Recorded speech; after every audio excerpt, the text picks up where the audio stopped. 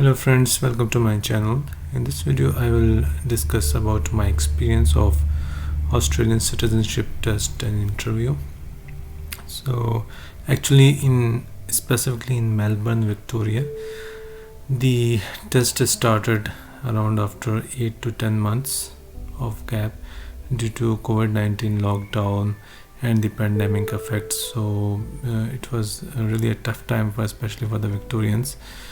And so as you can see, the stations were totally deserted, and even Melbourne CBD looked like a ghost town with very few people in. So I decided to take a train to the Melbourne CBD Home Affairs office, so it would be convenient for me. And the trains were also empty, and people were wearing masks, and there were very few people on board as well. And this video I will share about what are the documents required, what was my experience, and some tips about the Australian citizenship test as well. So the test itself was not very hard, and the interview was also very simple, with few basic questions being asked. Uh, so prior to the interview, you will get a notification from the Home Affairs office, both on email, your email login, and also they will SMS as well about your test timings and date.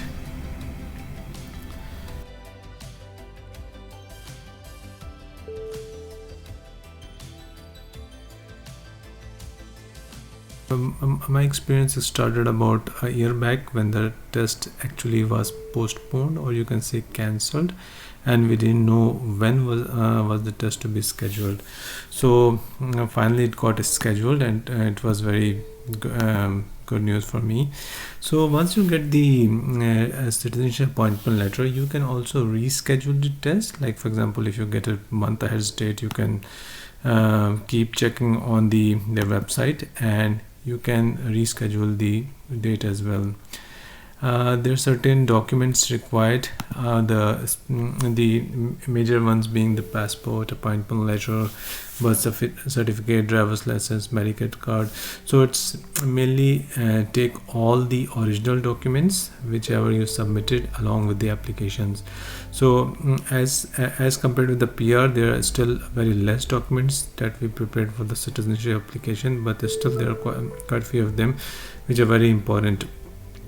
Also for the addresses, take lease agreement, utility bills, or bank statement as well, a marriage certificate, and also your origin country national ID card as well. Though it's not so much necessary, but you can take it just to be on the same side. So you can also have should have the evidence of first arrival in Australia, which is form 1359. I had the previous passport, so you keep your previous passports handy. If they ask, you can show the stamp on that passport of your first entry, or any of the movements you have done in and outside of Australia.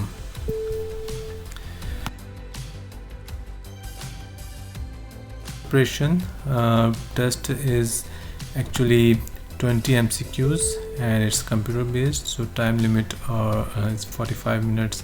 So there are certain websites you can follow which provide this simulation test for Australian citizenship test, so you can try those as well.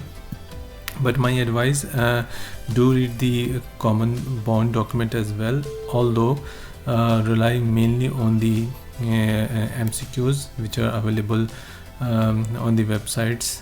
Different websites provide different simulation tests, because for me, I believe that going through the MCQs, I remember the concepts and remember the facts more than just reading the common bond document. So that's the tip you can use, which worked for me as well.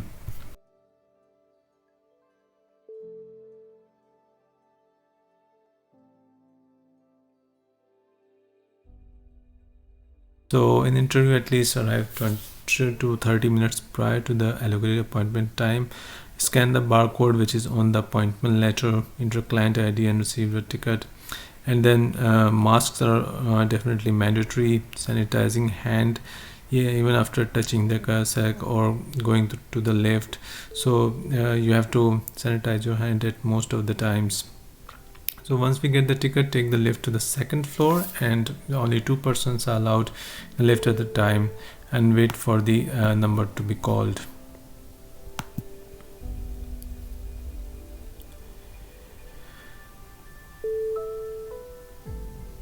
Yes, so my experience of interview process was very smooth. So I had all the original documents with me, but I was not asked for all the documents, just the major ones like passport, Medicare card, my Australian driving license, and bank statement or utility or lease agreement, just for the address, because there was some change, might change your address as well. So test process, the tests are very similar to the simulation tests which are available on different websites. Australian values questions have been given more focus. So as I shared in my previous videos, you have to score you have to pass all 5 of the Australian values questions to pass the citizenship examination. There are some people who got 90-95% but still failed one or two Australian values questions, so they don't pass the citizenship test. Then they have to give the test again. So for me, I completed the test quickly, thoroughly checked 2 to 3 times, and so once I clicked submitted, so I was very happy to know that the result was 100% for me.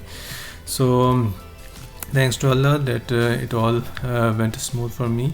So I'll be preparing more test questions, especially focusing on the Australian values as well, because I know people might find difficult to read the common bond document, so they might rely mainly on the MCQs.